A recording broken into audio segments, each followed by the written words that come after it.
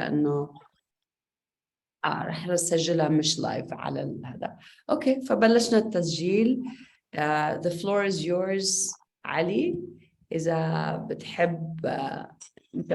Oh, sorry. I guess she didn't like that you were going to speak, so who can blame her? She prefers milk to coffee. Probably she prefers milk to coffee at the moment. Oh man. Has she tried coffee? Not yet, not yet. I like it. I'll put myself on silent in case she decides to object again. Okay, sounds good. And so Assalamu alaikum everybody, and sorry for doing this in English. I have such a hard time when I'm trying to talk about technical things doing it in Arabic. And I'm sure you guys don't want to hear me struggle. Okay, so I'm talking about coffee today. And feel free to interrupt me if you have any questions. Coffee is a huge passion of mine. And I know it's a big deal for everybody, so thanks for joining. I think probably the easiest way I can tell you guys about it is I'll tell my own kind of coffee story and let you know how I came into coffee.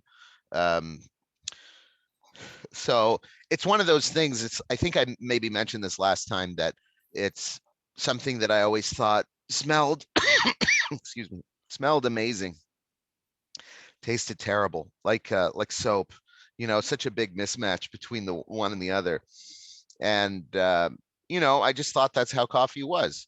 When I was growing up, I remember I had these horrible coffees whenever somebody would convince me to try it. And when I went to school, coffee was a drink with a job, right? Which was to keep me awake. That was it. It did, you know, tasting good wasn't part of its job, and it didn't do it. So I remember I used to pull these all-nighters when I moved to Boston, and you know, we'd be up all night, 6 in the morning, we'd go to Dunkin', and I would get this, you know, huge thing loaded with cream and sugar, which tasted fine because it's cream and sugar. You know, and that was it. You know, the purpose of it was just to keep me going for a few more hours. And so that's my experience of coffee until I graduated and I started my job at Google. And at Google, so I was in Google Boston, in the Boston office, and they had espresso machines on every floor. They had these, looking back, kind of terrible machines. You know, the company's called Unic, UNIC, not the eunuch that you might think. And they had 2 groups, you know, so they're like big commercial machines like you might find in a restaurant. And I remember watching and like really with disdain at the people that are making the coffee. I'm like, these guys are idiots. You know, they're like sitting there looking at it bean by bean, like just such assholes, right? Like what a thing that they could be doing, you know, and totally ridiculous. And, you know, they'd grind the coffee and they're looking at the portafilter and stuff, and then producing this horrible brown liquid. And, you know, couldn't understand it. Right next to the espresso machine was one of those automatic machines, super auto. You just push a button and a coffee comes out 10 seconds later. Like, it's totally ridiculous, this whole ritual. I didn't get it. And at some point, my team and I went to New York, and my manager said, hey, you want to get a cappuccino? And I went with him to 9th Ave Espresso, which was in Chelsea. I'm not sure it's still there, that cafe. And this guy with like a huge hipster beard, right? You know, and a top knot, makes me a cappuccino. It's like beautiful pour, and I taste it, you know, expecting the horribleness. And the coffee tasted the way it smelled. It was incredible, you know, and it was this big awakening to me. I asked my manager, like, what did he do? And he's like, oh, this guy is great. You know, that's it. So, excuse me, I went back to Boston, and I spent time trying to find that coffee.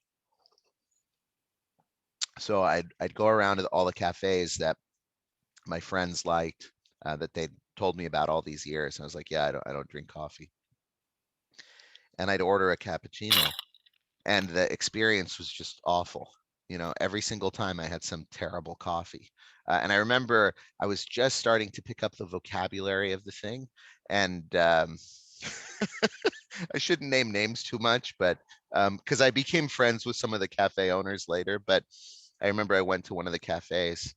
I won't say which one, but if you guys want to know, I'll tell you. But I went to the cafe and I ordered a cappuccino, and I'm standing there at the bar, and the owner is there. I didn't know he was the owner at the time, but he said, "So what do you think?" And I said, "It's bitter, you know." And he said, "Sir, that's how coffee tastes. You know, if you want a sweet drink, we have these like caramel drinks with all these syrups and stuff in it." I was just, I said, "Look, man, if you want to over extract the coffee and boil the milk, that's up to you, right? That's your prerogative. But it's also my prerogative to never come back here." And I didn't for years. You know, I wouldn't go back to that cafe. But I just kept having these experiences. And after a few months, I just gave up. I was like, okay, I'm not going to find a good cafe in Boston. I didn't know how to connect to the community. I didn't know really it existed then.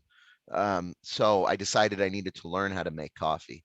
And conveniently, we have all these huge espresso machines at Google, but it was just a nightmare, you know, trying to get anything good to come out of it. And I remember just like learning basic lessons, like, you know, you have to clean the machine, you know? So like nobody was doing this around me. And so, you know, what I started to do is I'd pull, just like let water run through the group until it ran clear. Like, can you imagine? I'd put just a cup and let the water come out. It's, you know, really yellow and then disgusting stuff. Nobody was doing any of that stuff. These machines were really, really difficult. But I got better at dealing with the limitations of the machines. And eventually it became about the limitations of the beans that we had. At the time, Google was getting Pete's espresso roast shipped over from California all the way to Boston, which is, you know, and I also like, I should maybe take a minute and say,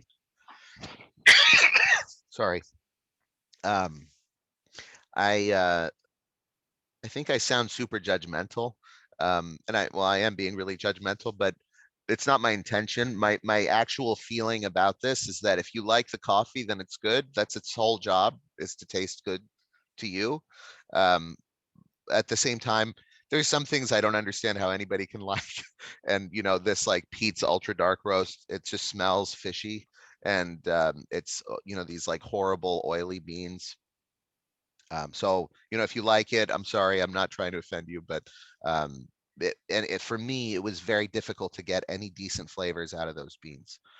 Um, and it didn't make any sense. Google was paying $18 a pound for this coffee, which is like, that's the price of good coffee, like really, you know, decent specialty coffee, especially if you're buying it wholesale. Like that's actually expensive.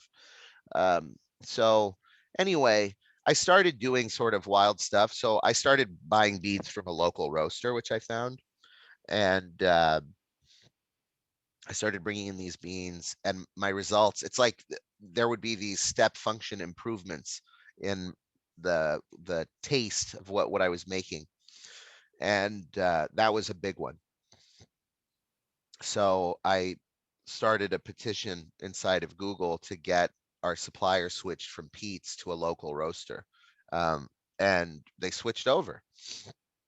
So that was a huge improvement for me in terms of quality.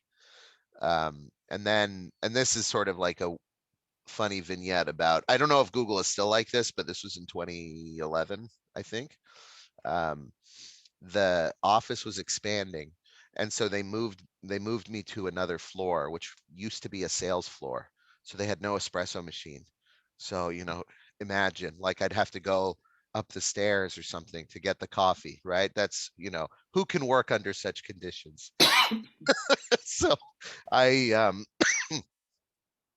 I sent an email to facilities and requested an espresso machine. Say, oh, we need an espresso machine on 2. And they said, okay, which one? Which one? so, so I there was a $6,000 single group espresso machine made by La Marzocco. And so I said, I want that one, right? And at the end of the week, it was on my counter on 2. They plumbed it in and everything. Spectacular, you know? And again, it's just like huge jump in quality, going from this, you know, the unique twin boiler, twin group machine to the I have to interrupt Ali for a yeah, second. go ahead. Sorry. I just have a question. How did you get them to give you such an expensive coffee machine? Well, When you can barely get regular filtered coffee in some offices. I don't know. That's the thing. I mean, I don't know if Google has changed, but at the time, I literally just requisitioned one. I think if I had, I mean, it's totally ridiculous. I don't advise doing this, but you know, I think if I had just put it on my corporate credit card, it would have been fine. Can you imagine? That's pretty awesome. That's an Yeah. interesting story. I did not know Google was that generous. Well, yeah, again, it has been 10 years, right? So, so I don't know if things are still like that. Please, you know, don't risk your job if you work at Google. Rama, are But you yeah. going to appreciate your board and volunteers for not being so demanding after this? أكيد على راسي. Okay. What can you do? But just wait, I'm just getting started. I mean, it was a scene, you know. Yeah, in the end, before I left Google Boston, I got them to build a cafe in the in the office. So there's now a barista bar there with like a full-time barista who will make coffees for everybody. They have a Slayer machine. I don't know if you guys know about the Slayer, but anyway, so you know, uh, I wound up just learning a ton about espresso through that experience. My manager hated me because I would, you know, I'd spend a significant amount of time just sort of milling around the espresso machine, waiting for somebody who wanted like an espresso or a cappuccino or something so that I could practice. But on like, even on a busy day, I would make maybe 10. So, which is nothing to a barista, right? A barista at a really busy cafe might make, you know, 1,000 or something. So just a different scale. But in any case, I wound up, you know, using that machine for ages and ages, and then the machine itself started to suffer. So it stopped producing really good pressure from the group. It wasn't that long. I mean, it was maybe a year, probably less than a year, that we'd had the machine, and this started to happen. So I bumped into a local, you know, espresso champion, who, you know, I'd read an article about him, Ethan. You know, it wound up being a friend of mine. But I bumped into him at this new cafe where he was working on the espresso machine. I said, "Oh, hey, you're Ethan Miller." He said, "Yes, I am." It's not a strong introduction to someone. Um, the article about Ethan was that he had just won a brewing championship in New York, and it was quite strange because he brought his own water with him. So the journalist thought this was really funny and took a picture of him, you know, with his jar of Boston water that he brought with him, and then he won the competition. So, you know, these like this finickiness was being rewarded. Um, and so anyway, I recognized him from this, and I said, "Hey, I'm having trouble with this espresso machine."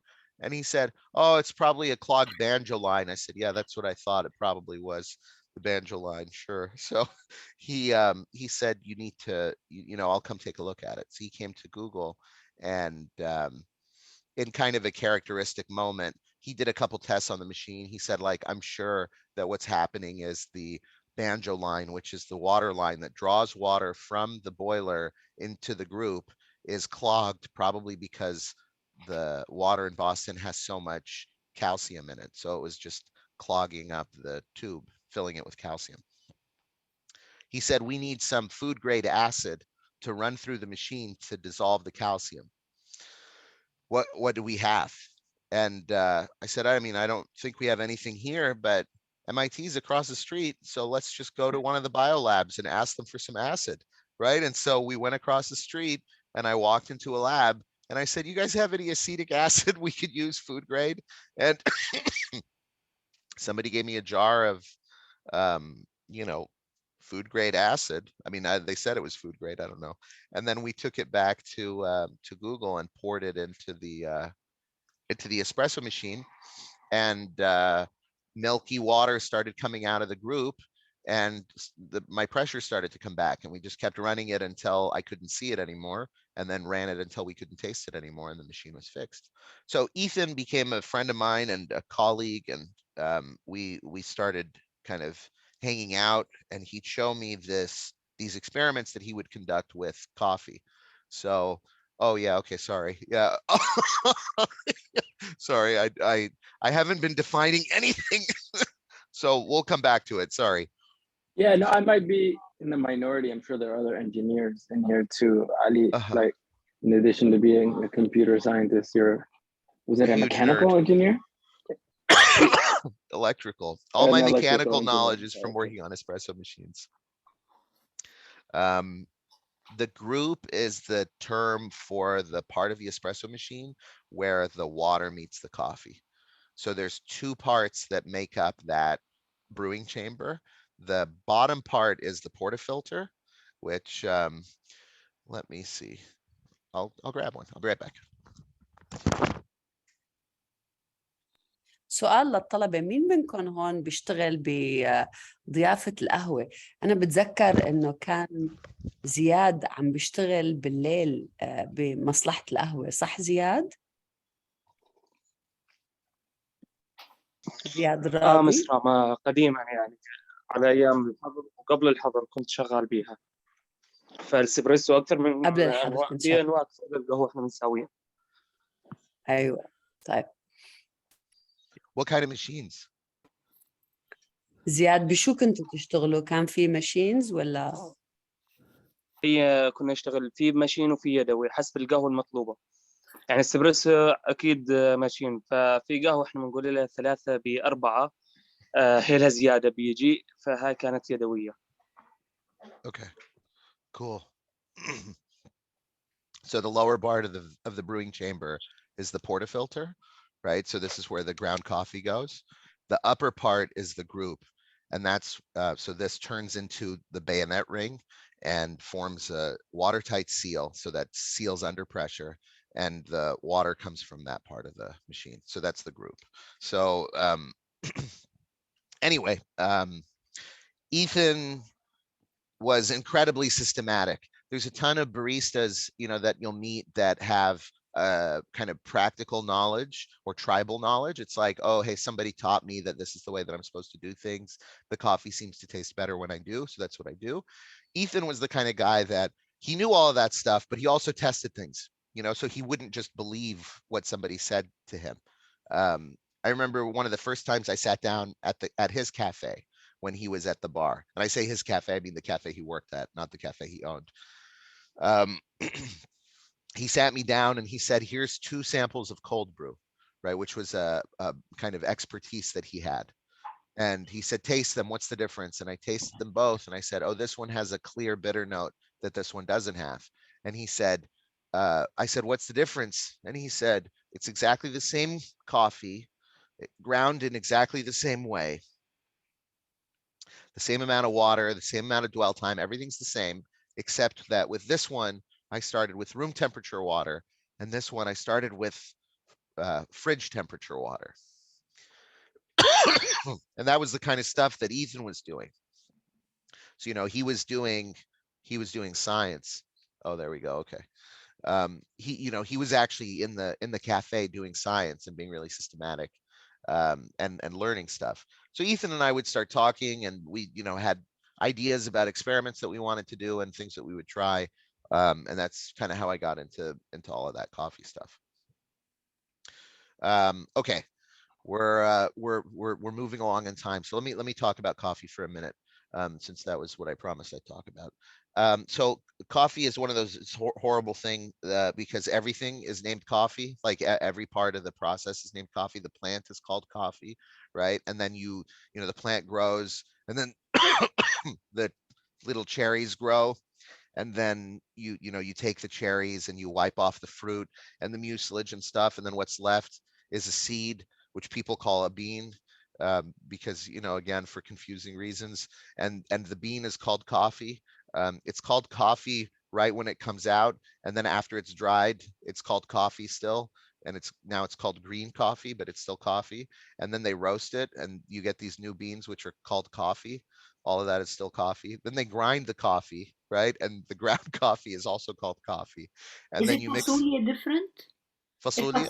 Yes, is the fasulia different? You cut the fasulia, you cook the fasulia, you eat the fasulia, it remains a fasulia. Why are you presenting that as if it's part of a nuclear reactor? Like it goes into something and comes out another. It's more steps. You're confusing me. Okay. All of them are called coffee. You're right. Maybe that's all called beans also. But isn't it confusing that it's called a bean? It's not a bean. It's a seed. Yeah. Okay. Anyway, I don't know. It's hard to, well, anyway, it's just, I find myself when I'm talking about it, it's like, what happened? Well, you took the coffee and you ground it. You take the coffee that comes out of the grinder, which is now coffee, you mix it with water, and then you remove what was the coffee, and what's left in is a drink, which we call coffee. It's all coffee. It's very confusing to me. It's everything has the same name. Okay, I can help you with something. In Arabic, Uh-huh. the coffee that's already brewed and it remains like a lump is called طحل. So it's no longer طحل بيصير. Okay, all right, fair enough. Either Now or. So I it's at least I can tell you that when it's going to the grave, it changes name. So, Excellent. So there's one new name. okay. I'll try it out. I'll see if I can get that to catch on. The thought might be hard for my friends here, but we'll see. If I could get people to call me Ali, it would be a great thing. Okay, so but the resulting drink is a combination of a solution and suspension of coffee molecules from the roasted coffee, the roasted coffee seeds in water, and it's always in water. It's a solution and a suspension in water. So I had an old slide I thought I would show you guys.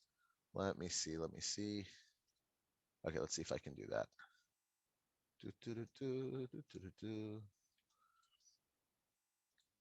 Can you guys see that?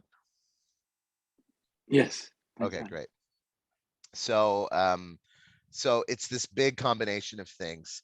I think the most exciting and interesting things is the carbohydrates, and the most exciting one is like sugars, you know, the lipids, which are responsible for it's the fat, right? So it's the oily texture of the coffee itself, and then all these different acids, which are responsible for the sourness of coffee, right? There's also, go ahead. Sorry to interrupt you, but carbohydrates make 40% of the coffee? Yeah, there's a lot of like starches, and as an outcome of the roasting process, some of the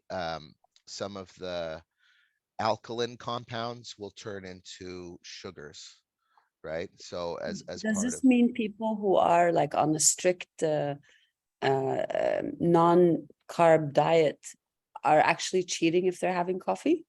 I mean, I don't think so. I guess it depends on exactly how strict you are, but it's not very much, right? So like the kind of flavor that I don't even think it has a single calories. It's like it's very, very little, right? And the flavor that comes out is I was telling Muhammad yesterday actually this exact thing, right? It's like a dextrose kind of sugar, right? So it's not like it's not like sugar, like table sugar sweetness, right? Yeah. It's like it's more subtle. So I don't think you're cheating if you do that. I know people can get really strict, but I think that's kind of ridiculous. And a lot of the starches that are in roasted coffee are non-digestible anyway, so it's like really fiber, you know. So yeah. Jad, you have a question? Yeah, I wanted to ask because I was also surprised it had carbohydrates.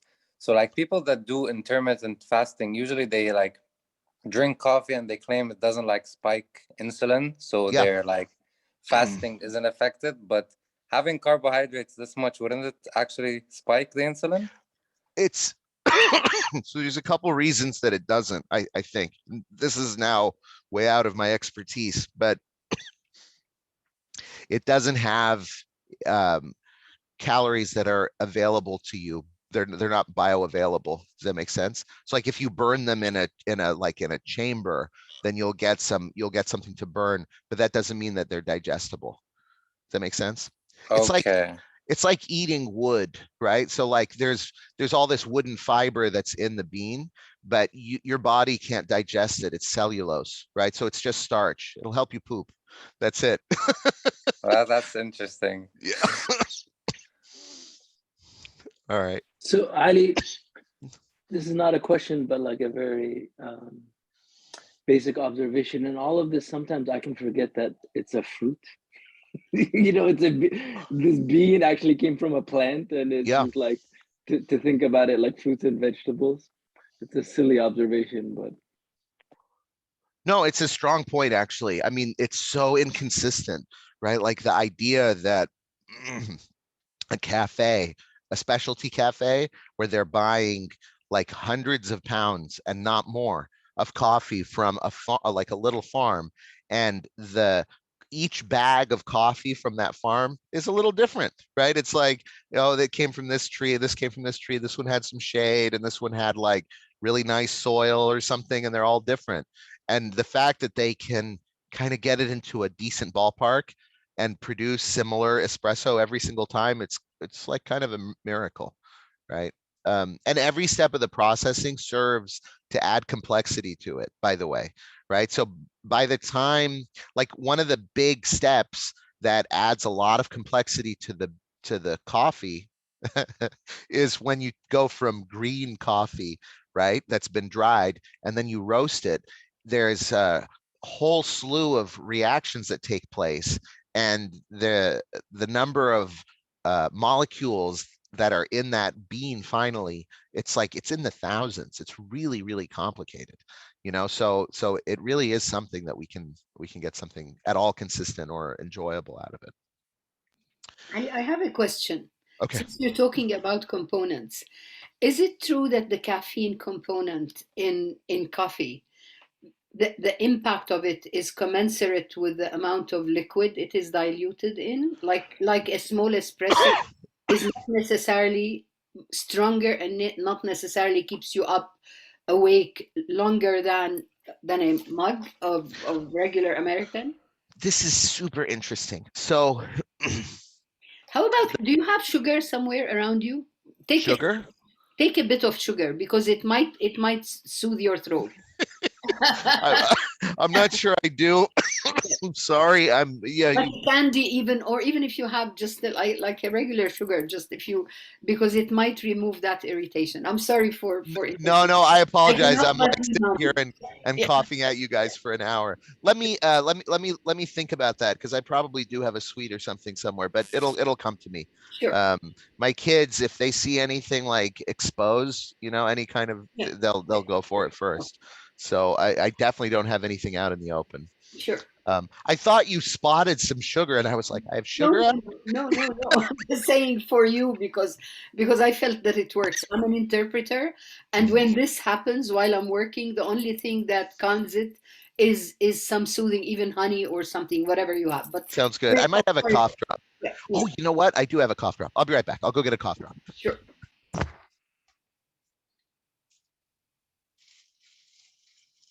يمكن بس بين ما يرجع علي بدي تنتبهوا شباب وشابات على يعني قد ايه متبحر بشغله بدت هوايه. بالنسبة له. يعني نحن تعرفنا عليه علي المرة الماضية، بيشتغل بالارتفيشال انتليجنس تكنولوجي، بس شوفوا قديش دخل يعني بالغميق كتير على المولكيول ليفل، يعني على بس لأنه حب فكرة القهوة. ف يعني هذا الشيء أنا بلاقيه كتير لطيف، إنه شخص يعشق شغلة لدرجة إنه يدخل بالطول وبالعرض فيها بهالدخلات. انا والله خفت كثير انه يحتقرني لاني انا بشرب قهوه من كوسكو. عرفتي فيها 3 باوند قهوه شرشوحه، فقلت ممكن هلا he can disavow your organization knowing that your board member belongs to the riffraff. The hoi polloi. No, it's fine. I mean, like I said before, what you like is what you like. It's not my place to tell you this is like the right way or the wrong way, right? If you enjoy it, that's great. Okay, I found a cough drop. Okay. So I think the big, well, let's press forward a little bit, because we're you know, time's moving. So there's 4 different mechanisms that people use to get the insolubles into the drink. It's really about the insolubles. Oh, you were asking about caffeine. That's Yes, what we're talking about. Yes, yes. So the thing about caffeine is that it's actually very water soluble, right? Most of the water soluble compounds that are in the beans are acids.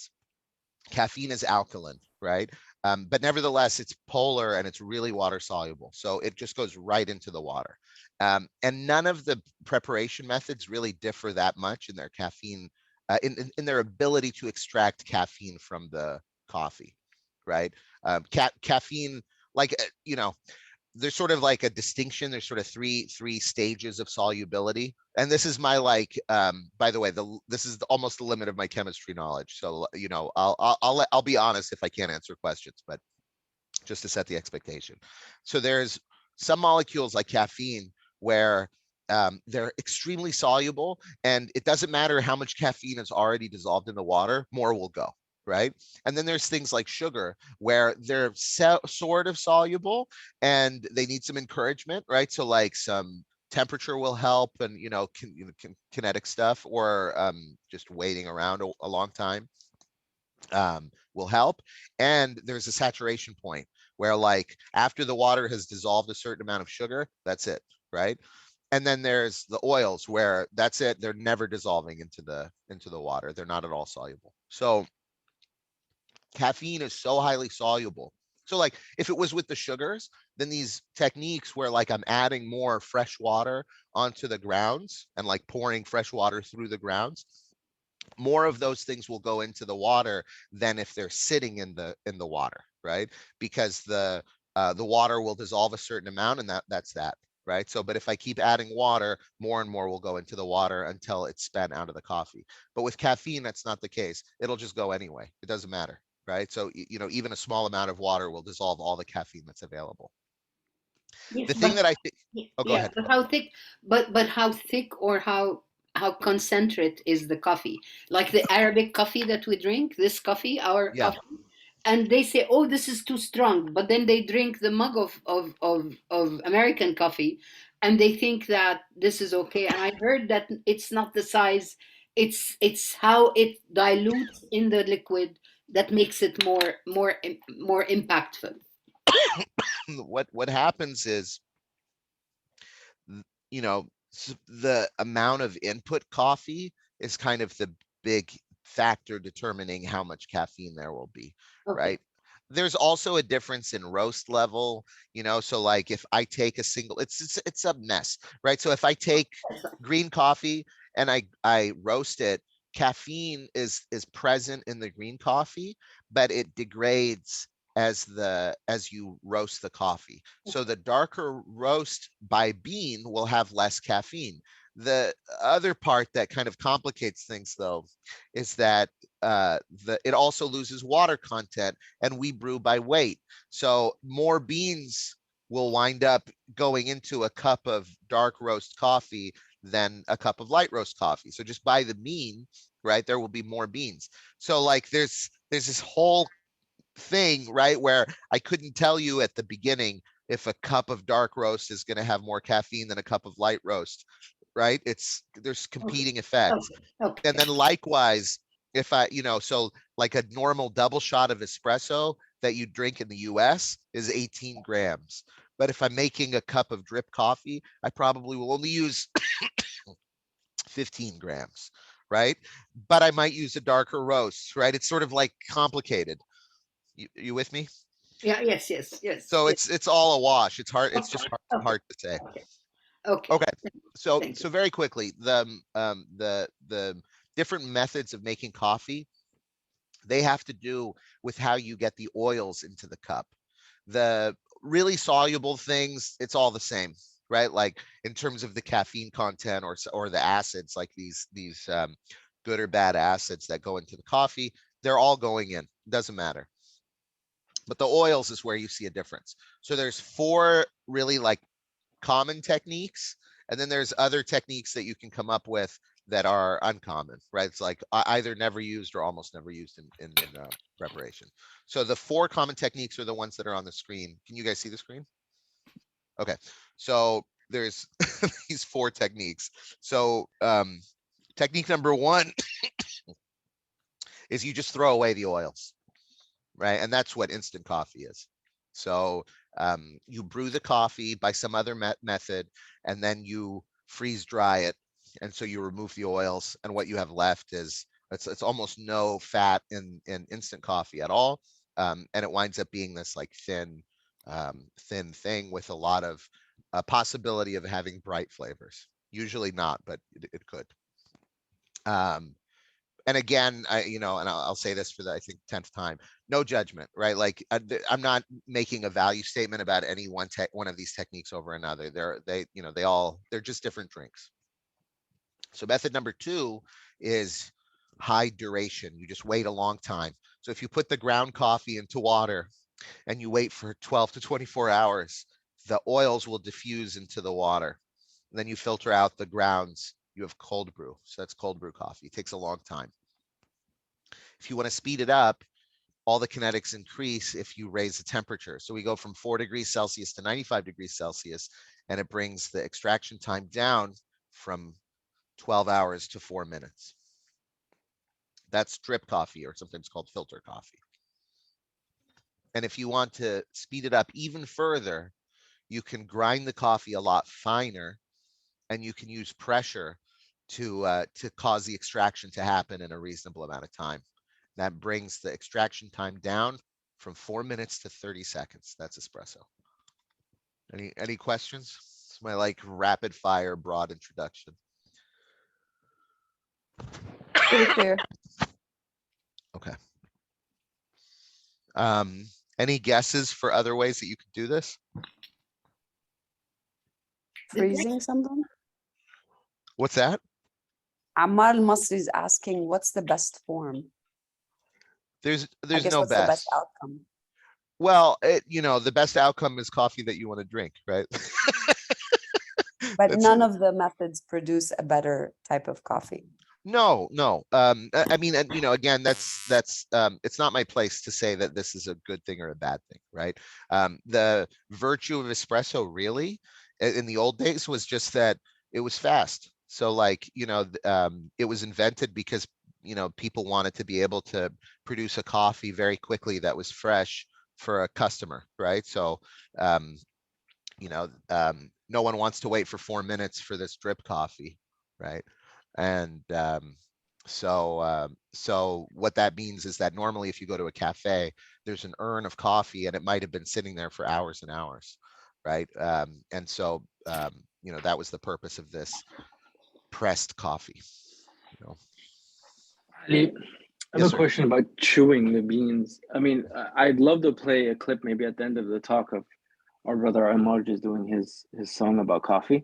And so he tells this probably legendary story, right? Of like whether The it was sheep. goats, the Yeah. sheep in Ethiopia, and then the person chewing the beans. What do you get out of chewing a bean? I mean, The in caffeine. terms of the chemical.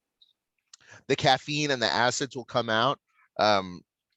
The interesting thing, okay, and again, like this is my like 300-pound gorilla chemistry, right? It's like my little rule of thumb is that if the molecules are small, you'll be able to absorb them through the skin, through the lining in your mouth, like anywhere. Caffeine is tiny.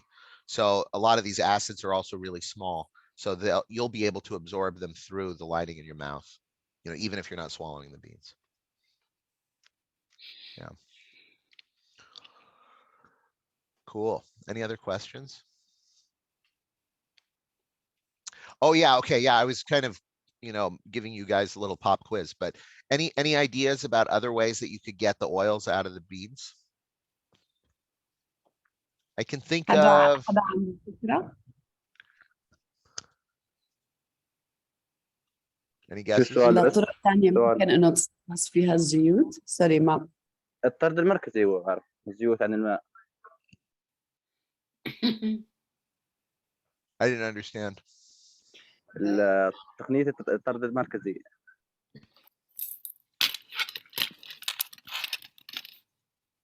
Sorry, can you help me, المركزي?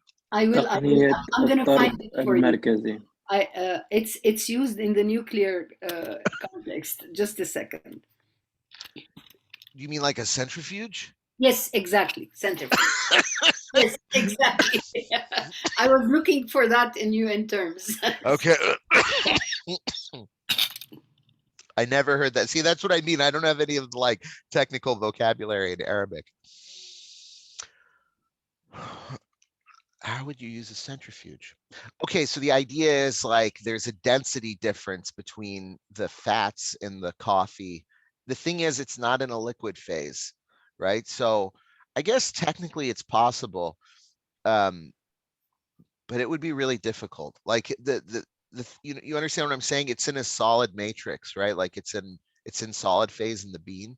So how are you going to get it out of the bean with a centrifuge? I mean, in the Middle East, they would roast it and then put it on a piece of paper, and it would absorb some of the. When you roast it, actually, when it's hot, because you will.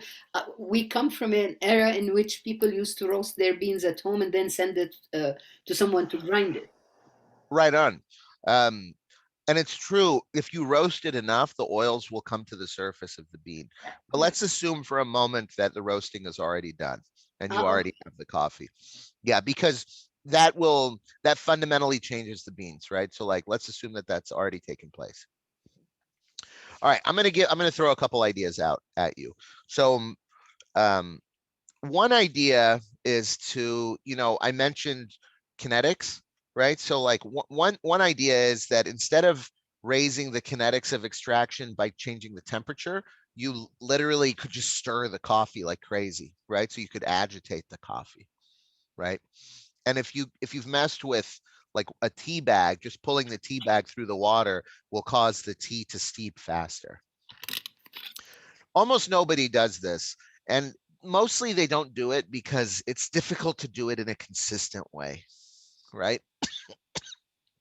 So, and among baristas, they'll say that coffee that's extracted this way tastes bad, right? I don't know if there's any legitimacy to this at all. I haven't done a lot of experiments with it, but they'll say that like if you stir the coffee too much, it has a bad flavor. I don't know why that is, but that's one option. Another option is you can use a co-solvent. So this whole time we're talking about extraction into water, right? Because you want to drink the water. Another thing you could do is extract into fat, or if you want to do both at the same time, you can use an emulsifier. So you can use something that has both water and fat. So I don't know if I ever told you about this one, Muhammad, but I tried this once. I ground the coffee and I put it in milk, right? Milk has both water and fat, right? It's an emulsion. And it was the worst thing ever. The coffee that I started with had like a flavor of like a little bit of a like vegetal flavor to it. When we were cupping the coffee, I said there was like a kind of note of celery, which is not a nice note in the coffee. But when I extracted it into milk, it was subtle, right? It wasn't like a really big one. But when we extracted it into milk, it was like being hit in the face with an old cabbage, right? It was really gross. So this is used in the preparation of coffee ice cream. People often will extract into milk, you know, when they're making the ice cream. All right, that's, I think, good enough for the minute. Any questions? Yeah, I just wanted to ask one thing. There's this one type of method of making coffee I've seen before. It's in a way like a vacuum. Yeah. Where it goes up and takes the oils and comes back down. They usually say this is like a very extreme-ish old way. Does it still exist? Yeah. So yeah. It's pretty old. It's 200 years old. So this is called siphon, or they call it sometimes vac pot coffee. Man, let me see if I can pull up a picture of this. Let me see. It's a really cool technique. It was really popular in the middle of the 19th century in France. People were really into it back then. Hang on, let me pull up a picture. Just 1 second. Sorry, folks. It's real. I mean, I think it's really cool because it's one of those things that, okay, here we go. I found a picture. All right. All right, can you guys see this?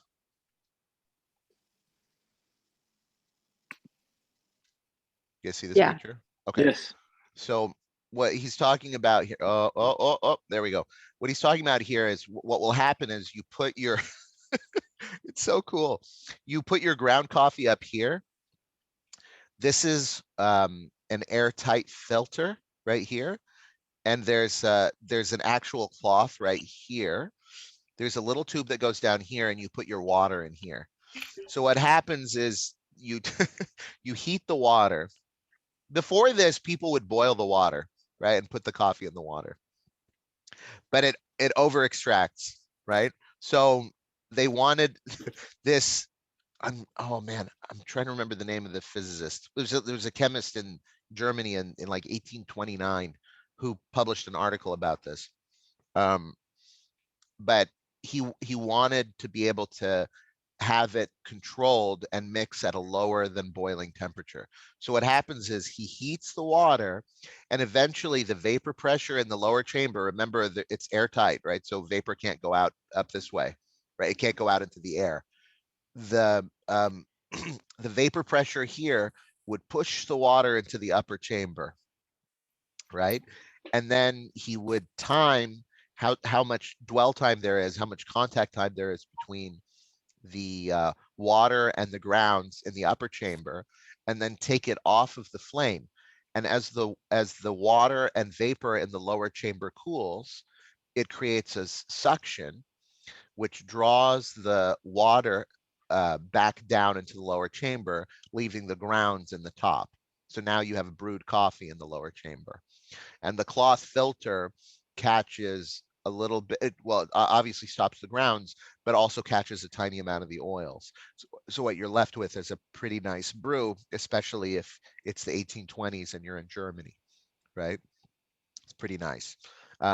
This is a lot of fun. Agitation is part of it. Maybe that's why it came up for you, because there is that like roiling of the water when it goes up into that upper chamber. But yeah, it's mostly like filter coffee. This was really popular in France in like the 1830s. It was a really cool thing to be able to do. People would bring this stuff out into their parlor when they're serving dessert, and do this like theater where the coffee gets sucked into the lower chamber. People loved it. Yeah, it's a lot of fun. It's just a pain in the butt. Like cleaning this thing is a nightmare.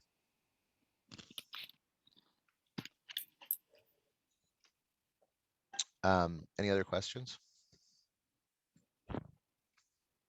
So I think I have there's sort of like 4 more things I wanted to say, but we have 5 minutes. So I'm going to say, well, I'll say one of them and then I'll just tell you the other ones very quickly. So there's these kind of 3 sets of flavors in coffee that came up when we were talking about the molecules here. There's the really soluble things, which mostly are acidic in coffee. So caffeine is alkaline, so it's technically bitter, but there's very little of it. Most of the strong flavors that are very soluble are sour. Then there's the sugars, which are sweet, and then there are the insolubles, which are the oils and the phenols and all these other things that are are bitter. So generally speaking, like to a first order, that's how coffee works. If you don't extract enough, the coffee will taste sour. If you over extract, the coffee will taste bitter, right? And if things are balanced, then they're just well extracted, and you'll get you're gonna have those 3 components kind of in harmony together. And also it's worth noting again and again that as I said before, there's no judgment, right, in it. I say acidic, right, and it's sour, and these are mostly negative words, but the positive words for the same set of flavors is like fruity, floral, bright, right, which is the same thing, right? So if I say it's sour, it might be sour like well, I don't know, I can't think of anything unpleasant and sour right now, but like like Sour milk. there you go, sour milk, great. So, or like, or battery acid or something, right? I mean, it could have that unpleasant sourness, or it could be this like really pleasant thing. It could be like a berry flavor or lemon or orange or something like that, which can be really pleasant, or even like a lavender or something floral, right? And likewise, when I say bitter, bitter is the negative word, and the positive word for the same set of flavors is like nutty or chocolatey, right? Which is they're still bitter, but they're pleasant. And so like when things are really nice, everything will be balanced and you'll have a little bit of each of these sets of flavors. When baristas talk about a coffee being under extracted, technically that means that they believe that the coffee would have tasted better if more molecules were extracted, if the extraction had taken place for longer.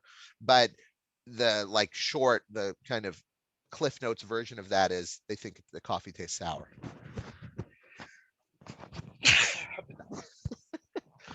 Boy, oh boy. I'm falling apart over here.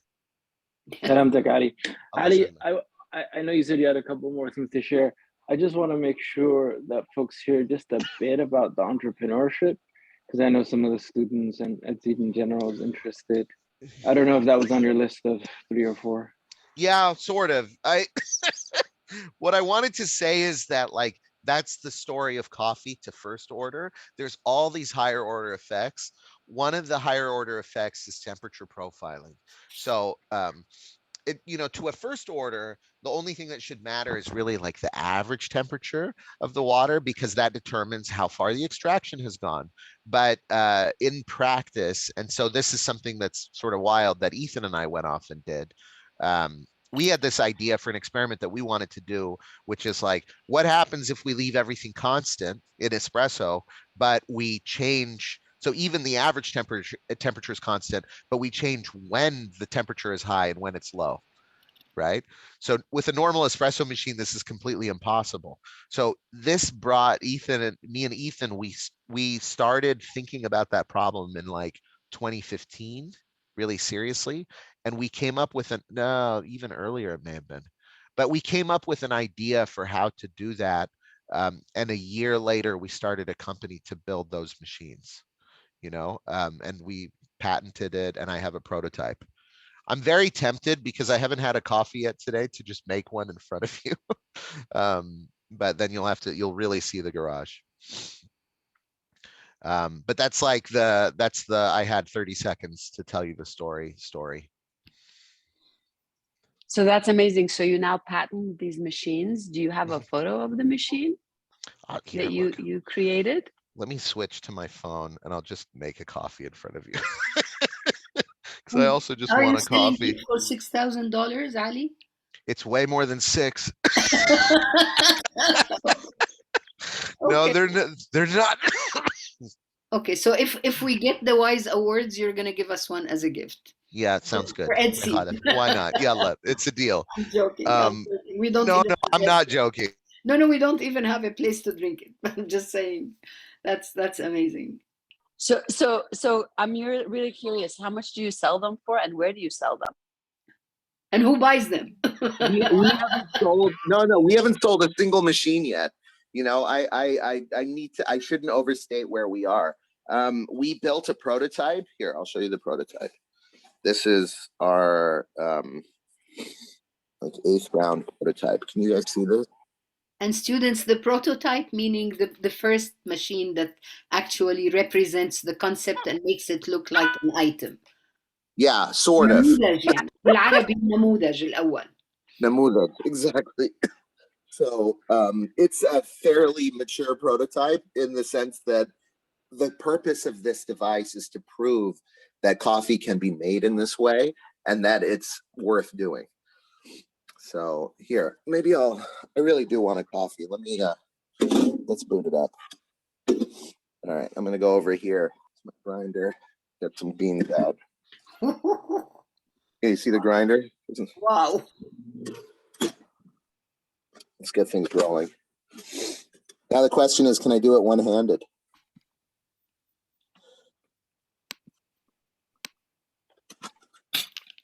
Oh boy. This is the thing. I've become this like kind of jerk that I became the thing that I hated, right? Look at me. I'm weighing the beans.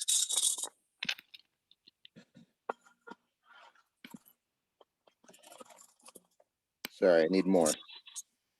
Okay, that'll do. Okay. Yeah, that works. All right, real quick. Actually, maybe I'll switch this way so you guys can watch me work. So now, spray water. Why spray water? Any guesses?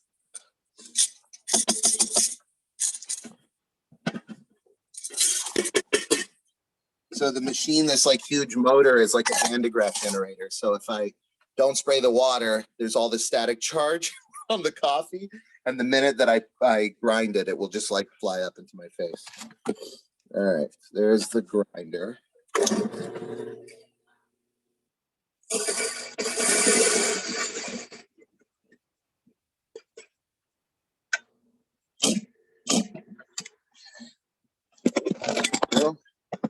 Whoops. Oh, my video has been spotlighted. Is that a good thing? Yeah, I did that, Ali. Okay, awesome.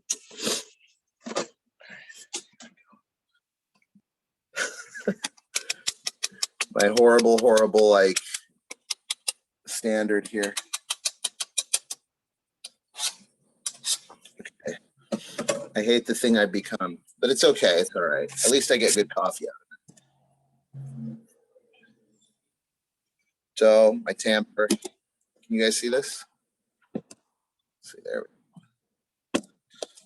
These are the steps, right? It's like now I have to create good resistance.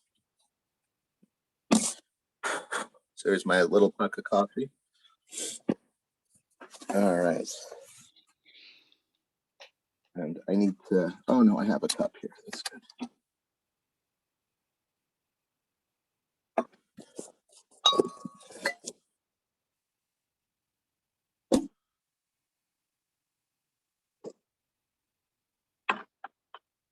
All right. So actually, let me see. Why don't I do it this way?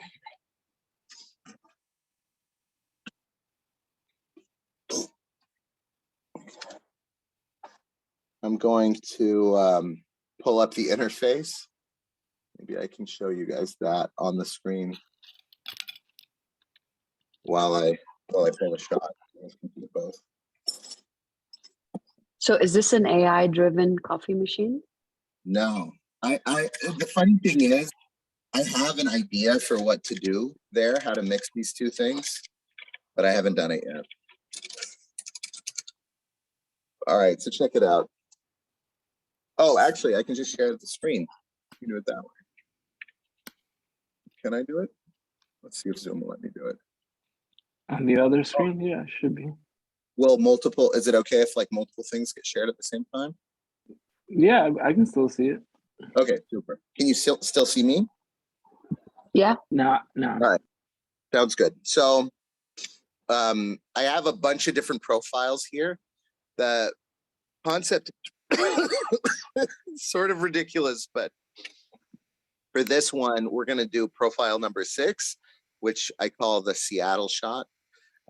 So the water will start out really hot and then so it starts out at, I think, 98 degrees Celsius at the beginning and then falls to 20 degrees Celsius for the last few seconds. So the result is this really bright fruity shot, but it's at a temperature that's low enough that I'll be able to drink right away, right? So let me, the other shot profile. So sorry, I'm not telling you what everything is. The red is the temperature graph and the blue is the flow profile. So for the most part, I like to use flat flow profile, and I have this descending temperature profile. All right, so I'm going to Ali, go back. you know that in the Levant, when a family goes to propose to another family, the bride-to-be has to serve the perfect cup of coffee. If this was the method by which she had to do it, I think we would have had 100% failure in marriage proposals. I did not know that was part of the tradition. Can I tell you one trick about that? Go ahead. She needs to make sure that the handle of the coffee is to the left, so that her guest would be reaching out to the right side. Like this is part of this. You can't offer it this way. You need to offer it that way. There's a lot of subtlety to it, isn't there? Exactly. There's stuff like this, by the way, in barista culture too, right? Anyway, we'll come back to it. All right, let's pull the shot. So I'm gonna hit P here, and then hopefully I can get you guys a good view of the coffee coming in. You guys see that? Yes.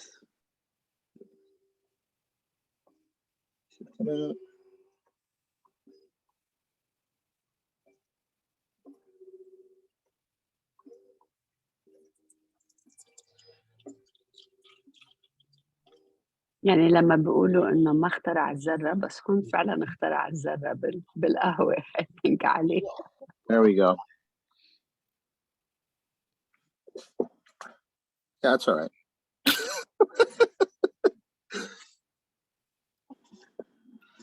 All right. Any امبارح كنت عند علي بالجراج وضايفني فنجانين كابتشينو. One of them was Seattle, one of them, what did you call it? Milan. إنه المي بيبدأ سخنة وبعدين تبرد والعكس الفنجانين بيختلفوا شوي. عمل لي هون كابتشينو. What do you call this little floret you make on a cappuccino, Hadi? What's that now? What do you call the pattern in the front? A rosetta. A rosetta. Right. وردة على الكابتشينو. That's sort of what I was getting at before, is that the I remember I asked you, Muhammad, if you're right-handed or left-handed. Yeah. Because when somebody drinks it, you want them to drink down the stem of the rosetta, so it keeps the pepper drink. That's very interesting. طب Ali, why did you call them like Seattle and Milan and not Basra and Sana'a, and where coffee actually came from?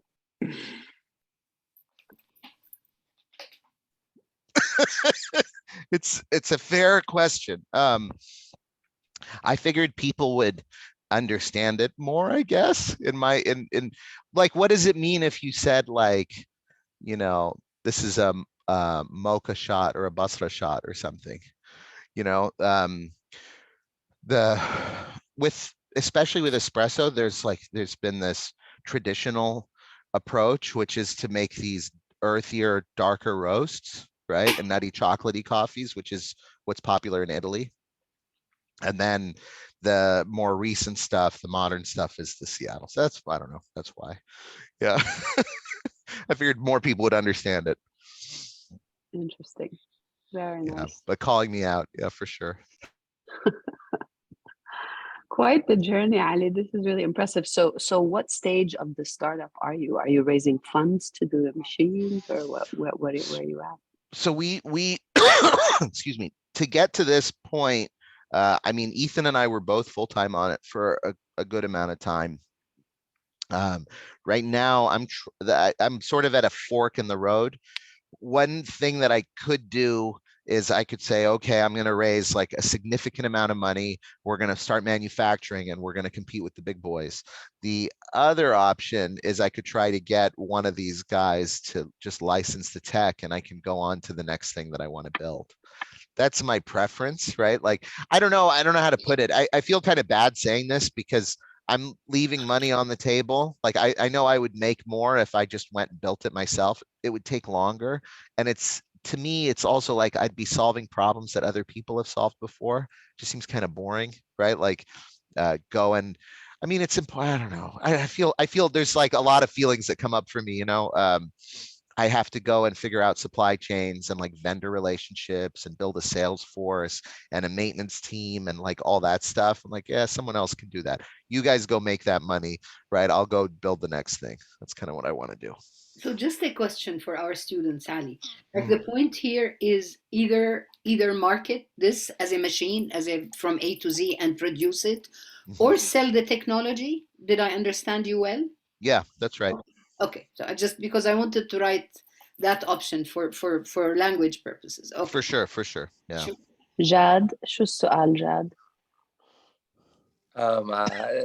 It's very interesting what you just like. I never knew like there could be such depth to something as simple as coffee. And I wanted to ask you, so when I saw you had like this technology system to edit your preferred temperature, X, Y, Z. So is that part of what you're going to be offering in your machine? So like someone could create their own journey of a coffee shot? That's my intention. I think there's this, boy, this is tough. At the end of the day, yeah, that's right. It's like there's an app. Yeah, you're right. That's true. And actually, normally I do pull the shots from my phone. Also, you can like create a whole community of people sharing their best shots and like people copying each other's shots. It's like a whole thing. A whole thing. The thing is, it's like there's this product market thing, right? Which is like, what is the market receptive to doing?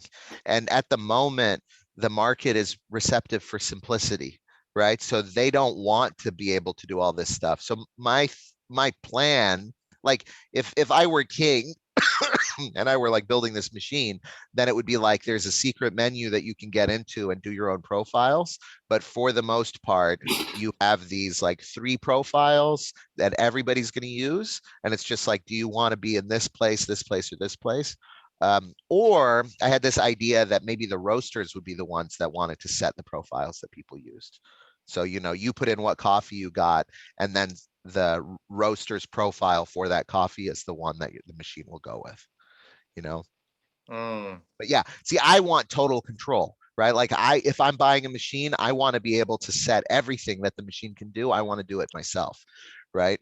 So I don't want to keep that capability away from people. It's just like, where do I put it?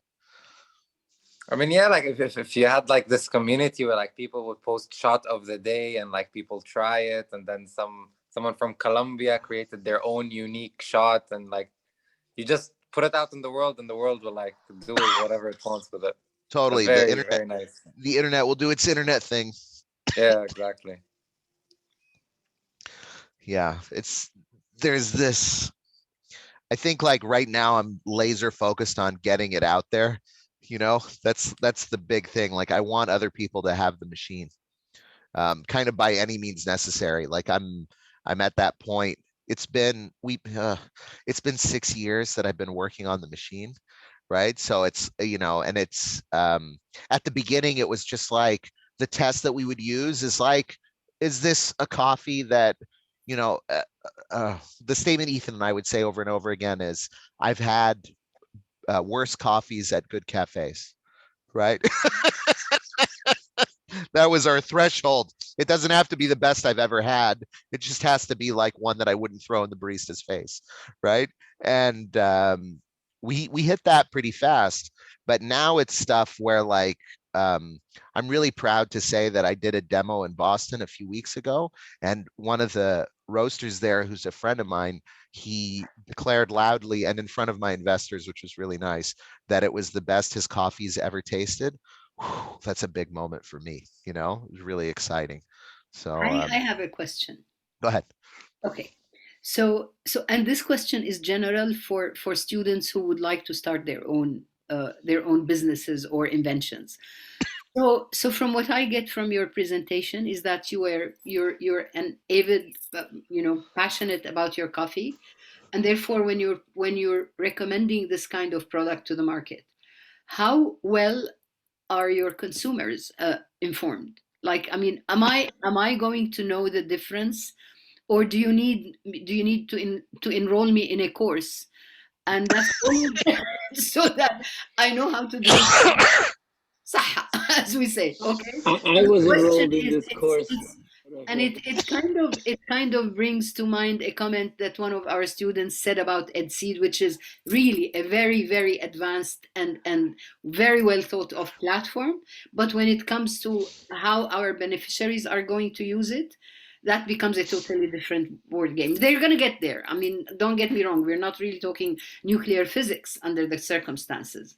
But to what extent do you have people who would make your product profitable while knowing what most of the commoners know about coffee? I guess I'm not sure I understand the question, if I'm being honest. I think, can you help me? Because I think how many people would know why is your product very important, and what is it that they need to get out of it? If I'm not so well versed in coffee making and flavors and temperatures, I mean, كله عند العرب صابون بيقولوا. So all the products are alike. Yeah. So are you facing an audience, a consumer base that is كله عند العرب صابون? Yes. Or are they discerning enough to make your product profitable economically for you as an invention? No, you're 100% right. So I mean, even cafe owners, it would never occur to them that temperature profiling would have an impact at all. That first order story that I told you guys about, under extracted, over extracted, that's it. That's as far as like 99.9% of baristas and cafe owners and coffee professionals ever get. And that's further than most of them get, to be honest, right? Like a lot of them don't even think about things in those terms. It's just like a recipe, you know, like scoop of coffee and a cup of water kind of stuff. But the thing is, the demo itself, I think, is really compelling. So if I can get out in front of somebody, then that can actually make a big difference in terms of motivating temperature profiling. But the other thing that's kind of coming to me slowly, right? You know, like I'm like, let's admit there's some things I'm really good at. This is not one of those things. So like I'm getting there, but it's an eventual thing, right? It's like I have to figure out, there's a lot of different benefits to making an espresso machine in this way, right? It's smaller, it's cheaper to maintain, it uses less power, right? And it has all this control and stuff, right? So picking out the value prop for the customer is really challenging for me, but I'm realizing that I don't have to tell them that it can do all these things. I just have to pick one or two things that it can do that they really want, and then just, you know, sell the machine. So that's kind of where I'm at. And recently, I started, I got connected to somebody who is really mature in coffee and who has a better sense of what the market wants than I do. And his advice was like, forget about temperature profiling. Don't tell them about flow profiling. Just keep it all a secret. Just tell them that it's smaller and cheaper, and they'll buy it. You know, so you know. Okay. But yeah, no, that's a really good point. Nobody gets it. Yeah. Yeah, that demo I think is really compelling. I mean, that the demo that I did that I did to Muhammad yesterday, right? It's that same thing. It's like prepare exactly the same coffee in exactly the same way, leave everything constant, even the average temperature is the same, but change the temperature profile, and it's like night and day, two totally different coffees. You would never think that these were the same, you know? This does the same. This does it too. I'm sorry to disappoint you. I'm not disappointed.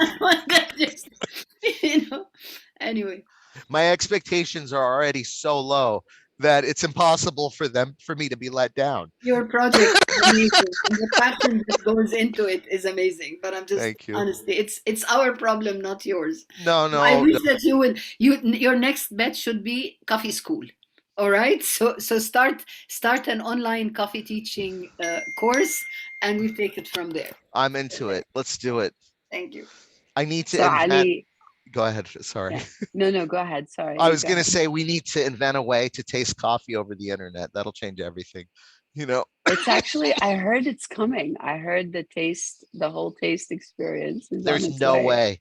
Oh, we're I feel like it's one of those things where, I mean, I could be wrong, but I think we're like 100 years away, right? It's like, because we don't understand smell, you know, like the idea of a digital tongue is like, it's, you know, really,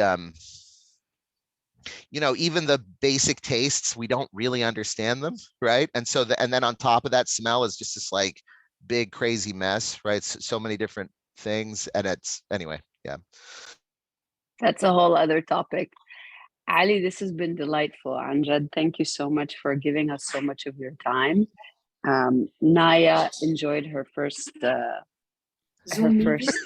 Zoom meeting. She listened intently and was actually really upset every time I tried to put her down. So clearly you have an audience. Oh boy.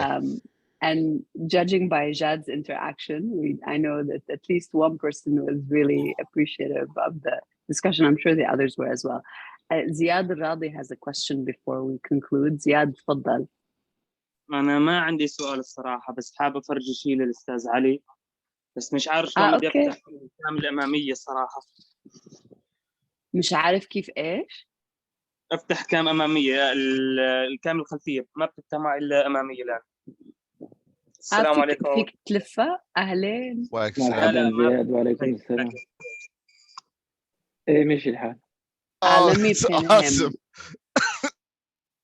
بعد في واحدة ثانية يا رب.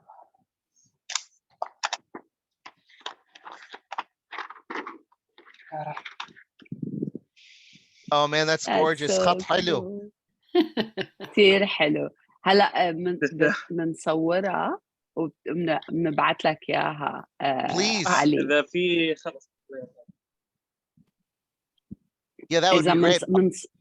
بنصورها صورة وبعث لنا اياها. كثير حلوة زياد.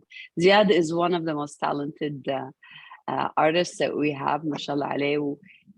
They just exhibited his work in Washington, D.C., and he raised enough funds to close out his campaign. So we're really proud of him. Yeah. MashaAllah, that's awesome. Yeah, if you don't mind, I'll laser etch that into something for sure. إذا بتسمح له بحطها بالليزر على شغلة من الأشياء اللي بيعملها. تمام. يسلم وشكرا زياد.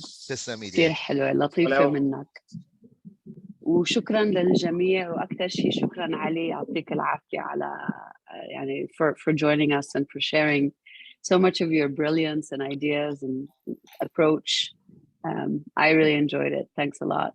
Thank you. Thanks for taking the time, and thanks for your attention and questions and everything. Let me know if you guys have any questions or want to talk about anything else. I'm available.